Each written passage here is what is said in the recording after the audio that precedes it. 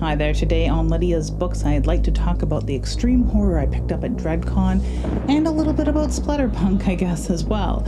This is hot on the heels of my video about DreadCon. It was an independent book convention here in Ontario, Canada at Burlington, held by Erie River Press, and they are an indie publication. There were other publishers there as well, notably Annucci Press with Tony Annucci and all sorts of authors. So yeah, if you're interested in hearing more about DreadCon, go check that out. There were also booksellers there, like Little Ghost Books, and there's oddities sellers and all sorts of other artisans, but mostly books and authors. Of the collectors that were there, I got to talk to Fred Isajenko, who is an author in his own right. He's worked with Joe Lansdale to write The World Lansdalean. If you're a Joe Lansdale fan, Joe R. Lansdale writes a lot of horror western, if you like that, and a lot of like darker fare as well. I am not the foremost expert on Joe R. Lansdale. Fred is, so definitely pick up The World Lansdalean if you're interested in that, and check out what he has on offer. I also picked up, outside of DreadCon, the John Skip Primer. This is Splatterpunk, a collector's edition in hardcover, which I was very excited to hear about. And he has an essay that is the most important part that I'll be reading shortly. I haven't read it yet, and I was late getting it because of shipping to Canada, which was a little more confusing, and I relied on some family members to lovingly ferry this home for me, so I was very excited, and it went hand in hand with the stuff I got from Fred. You may remember this little brown paper bag from a previous video about DreadCon where I met up with Fred. We had been talking previously. If you recall, I've already picked up quite a few Edward Lee books from him. Fred is also, if you recall, who sold me that copy of Pressure by Jeff Strand, which I absolutely loved. I thought Jeff Strand maybe was a little too comedic for me, a little too lighthearted, even though he does write a lot of extreme and splattery stuff. But Pressure was fantastic, very much like Wrath James White level of darkness. But yeah, I had arranged to pick up some special things. Now, with the retirement of Edward Lee from writing, which apparently was quite a bit of a time coming, he hasn't done a convention in a while, his health, he's getting older, and he just says he doesn't have as much gas in the tank, as he put it. I thought I'd pick up some Edward Lee that I'd had my eye on, had been budgeting and saving up for, and I thought that I better get while the getting is good. So I'll take this little stack out of the bag as it is. As mentioned, Fred had asked me to carry this around as a bit of an advertisement. I will have some a way to get in touch with Fred if you're interested in some fine editions of your own, but I'll put the bag aside for now. So I had talked about Creakers. Creakers by Edward Lee, something I've not read. It's one of his earlier books. It's not as insane maybe as Edward Lee, but it is backwoods hillbilly horror at its finest. I'm very interested in reading this little weird slasher sort of story by Edward Lee. Crick City is a small hick town, violent, mean, and dirt poor, and it's a place nobody wants to call home. It sounds like you're just settling into Edward Lee territory right there. But for homicide cop Phil Straker, it is home. And now someone or something is turning his boyhood town into a bloody sideshow of mutilation and gruesome carnage. They're called the Creakers. Centuries old, driven by rage and a lust for revenge, they move through the deep, dark woods, deformed, shadowy outcasts with twisted faces and blood-red eyes. Now, as the moon hangs low over their ancient house, they're gathering for a harvest of terror and the death Crick City will never forget. Creakers. So it reminds me a lot of Cannibals by Guyan Smith. Reminds me quite a little bit of The Woods Are Dark by Richard Lehman. So we've got a little bit of backwoods monstrosity going on, which isn't too different from The Big Head. There's been someone asking recently if they should read Creakers of The Big Head, and everyone kept saying Big Head. But I'm myself, now that I have it in my hand, more interested in Creakers. I have read The Big Head, though, by the way. I do have quite a bit of Edward Lee to talk about here, but this was just, a little cherry on top. There's always conversation on extreme horror forums about Edward Lee's books, and people don't really talk about like his leisure style books. And the City Infernal series, which are my favorites, his things about H.P. Lovecraft. People often talk about the Header, and I have the film version of Header, so I've not read it. I had watched it, and I was very aware of the Header series, so I thought I wanted to pick them all up. They're hard to find, and the Header novella itself is extremely expensive and very hard to find. But I was in luck in that Fred had listed all but Header 3, which he did indeed have. It just wasn't listed on his listing of great books and fine editions. So I thought I will get things that are Header adjacent. So The Pig in the House has short stories that are adjacent. So this is not part of a Header or Header Tale or that series specifically. I believe it happens in the same area and maybe expands. I think it happens after Header, but I'm not entirely sure. I should know this because I've read other people talking about it. The Pig, the traditional tale of a man with big city dreams of becoming the next huge movie director, and how one wrong deal put him in deep in the woods, filming the most vile and obscene porn with junkie horrors, an endless parade of sexual freaks, psycho mobsters, and oh yeah, a pig. Very, very interested to read that. And The House. 30 years ago, this house was scarred forever. Now the story continues. Melvin has come to investigate the snuff house deep in the woods. People say it's haunted. Melvin doesn't believe in haunted houses, but that will soon change as his dreams smash headfirst into the memories of a man sentenced to film the most atrocious sex acts imaginable. So I guess it's a prequel and sequel.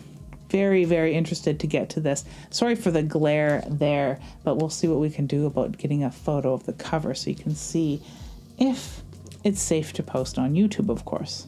I should be reading this in like a put on comedic backwoods voice, but I don't have the energy for that. I'm no actress. Grandpappy, what's a Header? An old man with no feet, a bumpkin rapist fresh out of prison, a federal cop who'll do anything for money, and they all have one thing in common: Header. The ultimate revenge, the ultimate perversion.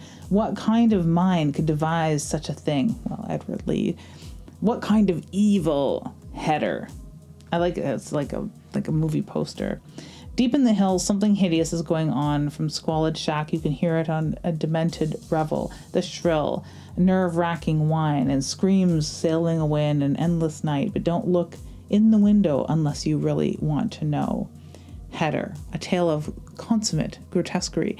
And it is. It says Edward Lee pulls no punches from Fangoria. I'm surprised people from Fangoria actually read this because it's a little much. This comes out from Necro Publications. This is older. This is probably like 1990. I'm just guessing if it's not 1989 or something like that.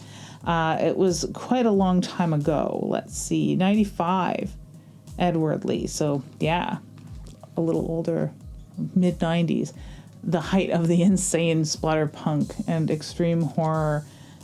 This is illustrated. It's just absolutely beautiful. This story of a Header, a thing that people do to one another. It is sexually deviant. It is murderous and grotesque and just the most vile thing that anyone could have ever conceived, I think. And it makes for a very compelling story because he does backwoods horror and extreme backwoods horror like no other. The priciest and hardest to come by portions of this collection, a Header Tale Part 2, and Header, a novelette itself, which I never thought I'd be holding this in my hand, really honestly. Introduction by Lucy Taylor, Header, a novelette by Edward Lee. It's probably signed. Most of this is. The other collector's editions are. So 141, signed by Edward Lee. Limit of 500 copies. I've seen pictures of this. I've seen offers of this. Wonderful little novella, little short story. It's a longer short story is what a novelette is, but I always find novelette sounds longer than a novella, so it always confuses me. But yeah, the short story Header, the thing that started it all. I will read this and then rewatch the film. Very excited to get to this. Very happy to be holding it in my very clean hands because I don't want to transfer many oils or anything to this, but yeah, I think I'll be putting it in some parchment paper or something to protect it for prosperity and for future generations of extreme horror fans. These two are very rare. They're special things put out by Camelot Books, and I've looked through the Camelot Books repertoire, a lot of really cool things. If you're interested in the things that I've picked up from Fred's Fine Editions, you'll find a lot of similar things and different things and very pricey, rare things at Camelot Books.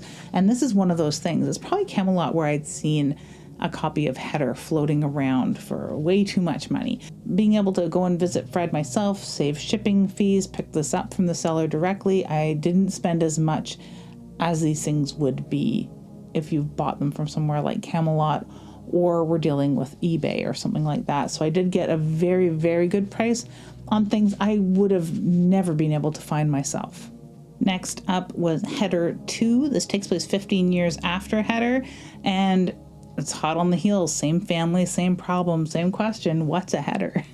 Very pleased to own this. It's signed. It's the 30th copy, and I don't know how many numbered editions. Very beautiful, beautiful, beautiful book with black end papers. Black as the devil's eyes. Black end papers with a gorgeous sort of coffee brown interior where it's signed. Just a very, very beautiful illustrated book with a guy that looks like the guy from Phalanx. Yeah, just really gorgeous, gorgeous, gorgeous stuff from Camelot Books. What's a header? 15 years ago, Travis Clyde Tuckton asked that self-same question to his ancient grandfather, and the answer came in a rampage of twisted bloodlust, missing persons, and the most macabre and indescribable act of vengeance that human consciousness has ever devised. And you'll have to excuse me for not explaining entirely what a header is. It's not something that we need to talk about. I think that anyone that's read Header knows exactly what it is. If you've seen the movie, which I highly recommend, if you're not into reading very grotesque stuff, but you can handle horror movies, try and seek out a copy of Header. It's a very B-grade, indie-produced film, but it does capture the essence of the book quite perfectly, and it has the essence of Edward Lee's characters as far as backwoods hillbillies, rapist, weirdo, necro, vile, murderous criminals go, right? Down home fellas, you know, good old boys. Now in the same desolate woods, amongst dilapidated shacks behind whose rickety doors no one dare look, someone even worse has come to curse the lands of simple folk, a jubilee of murderous perversity and sexual abomination, too ludicrous, too hideous to describe. See, even Edward Lee just agrees with me that it's too hideous to describe. You'll have to read it for yourself. Only the courage of Travis Tuckton could ever begin to set things back to rights, but lo, Travis and his grandfather are long dead. But their relatives aren't, and it will be those stout-hearted men who rise to the occasion of the most horrific revenge in the history of backwoods, an eye for an eye, a head for a head. So, yeah, very interested in getting to this eventually. I'm going to just read them all back to back. I just got to pick a month. October, I think, is for lighter fare. These aren't winter tales. These all take place in the summer. Like, I should really be reading these right now in the fall and summer. I don't know what I'm going to do because I do want to read them all back to back. It might land me in the mental hospital, but it might land me in bed rest for a month afterward, but I think I'd like to read them all back to back just because the legacy of this family is very important. And if you think I'm being tongue-in-cheek when I talk about my love of these books, the quality of his writing, the veracity with which he portrays the horror, the mythological nightmare, horror, terror of backwoods, murderous, criminal, junkie crazoids, then, you know, I just really want to impress that I love Edward Lee's writing. I think that he's a master storyteller, and I think that these are the sort of tales that scratch the itch. People talk about hillbilly horror being sort of going where you're not invited or crossing an us and them sort of line that you didn't see written in the sand, a la Texas Chainsaw Massacre and things like that. Or Wrong Turn is another good one. I think Wrong Turn was the closest to Edward Lee that I'd ever seen in a theater. And it's close, but it doesn't quite get there because there's something not quite real about the country folk that they portray in a lot of those films.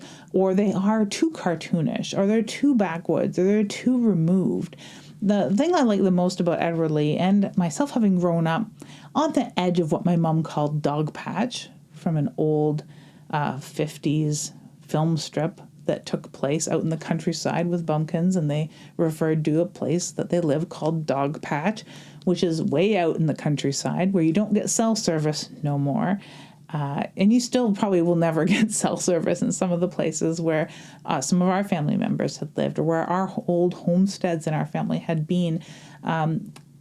Being comfortable around a lot of my family members or other people who live a far simpler life out in the countryside, we're still only a half hour from the nearest payphone, right? Like, it's not that far out, and neither are these guys. That's what I think I like the most about this, is that they are sometimes hill folk, sometimes mountain dwellers. Really very typical people are painted with a horrific nightmare on this. So I think it does really well in bringing home the reality of people who live on the edge of the true deep backwoods and fictional horrific nightmare of what people worry that people from the bush or the woods or the hills are like. And he does it so well, it makes me guess, of course, he spends a lot of time outside, that he'd take time off and go and spend time out in the woods, in the bush, in the trails, in the rivers. So I just love that marriage of reality in an author's life. He's not sitting in LA on his butt at a pool with a drink in his hand thinking up this stuff.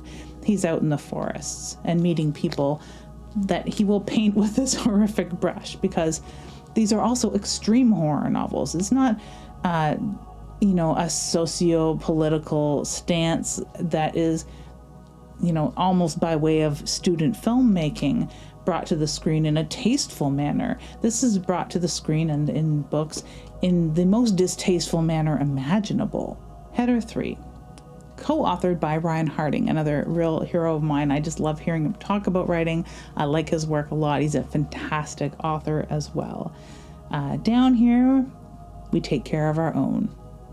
3 Manhattan rich boys looking for some kicks, and a beautiful hill girl trapped in a life of morbid prostitution, a backwoods town surrounded in secrets and so demented that beggars description. What do these 3 things all have in common? Heads.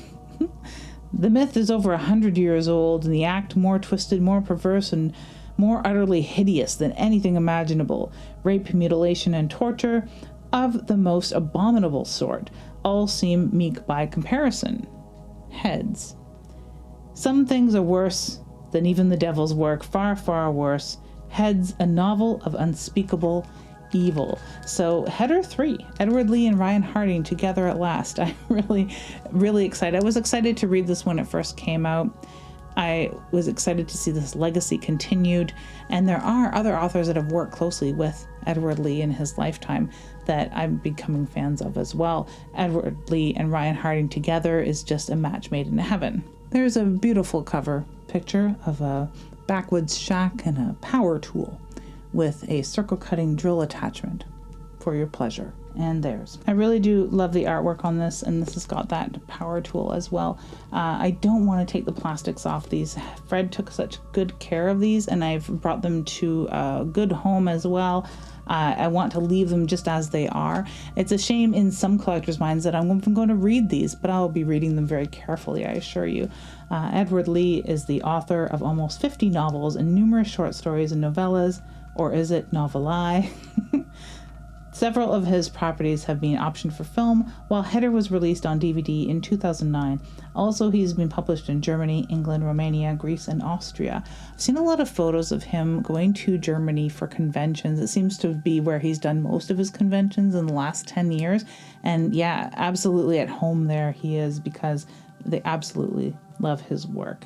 And I can see why. Recent releases include Bullet Through Your Face, which I do have, Brain Cheese Buffet, which I also have as well. It's a story collection.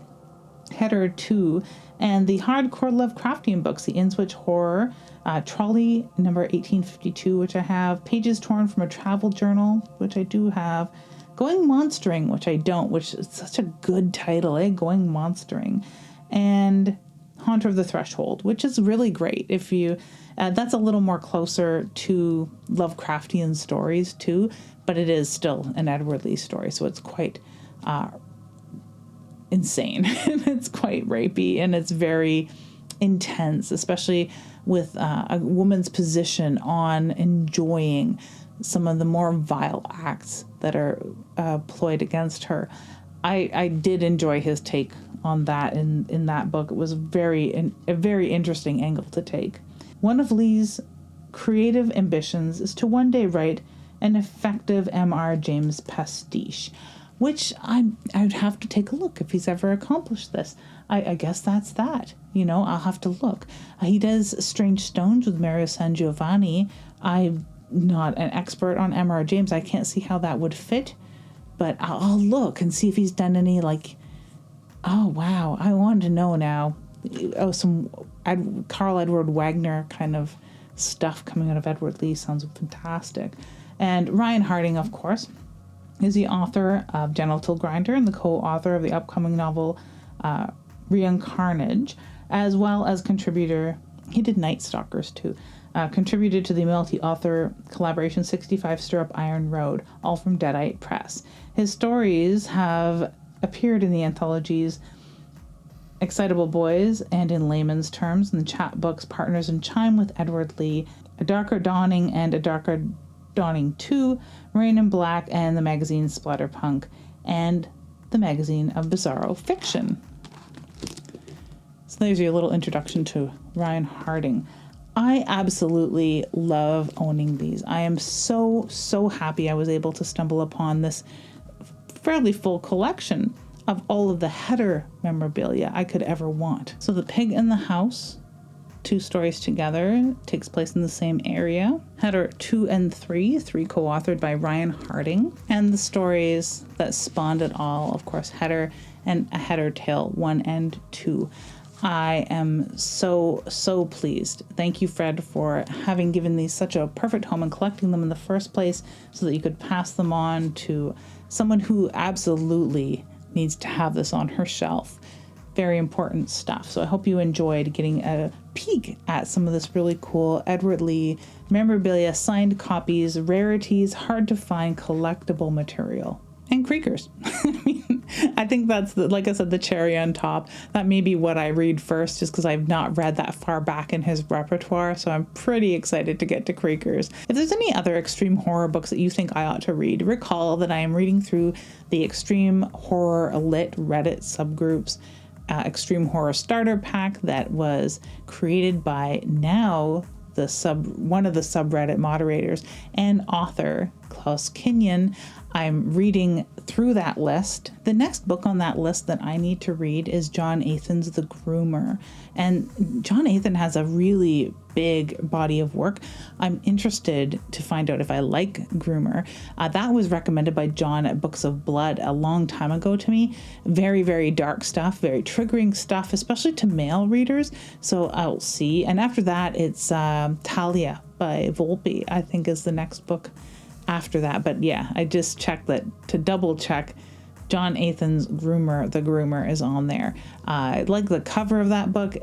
has a polarizing effect on people, so I'm very interested to read it, coming up soon. And I think I've only got about 6 or 7 other books that I've read the whole starter pack, which I'm pretty proud of. But if there's any other extreme horror books that you think I ought to be reading, let me know in the comments below. If you are also a huge Edward Lee fan, or, you know, have a memory of meeting the man. I never got to meet him. I don't think I ever will be able to, which is so sad because he's such a cool guy. If you have a memory of Edward Lee, leave it in the comments too. Thank you so much for watching, and have an ooky, spooky day.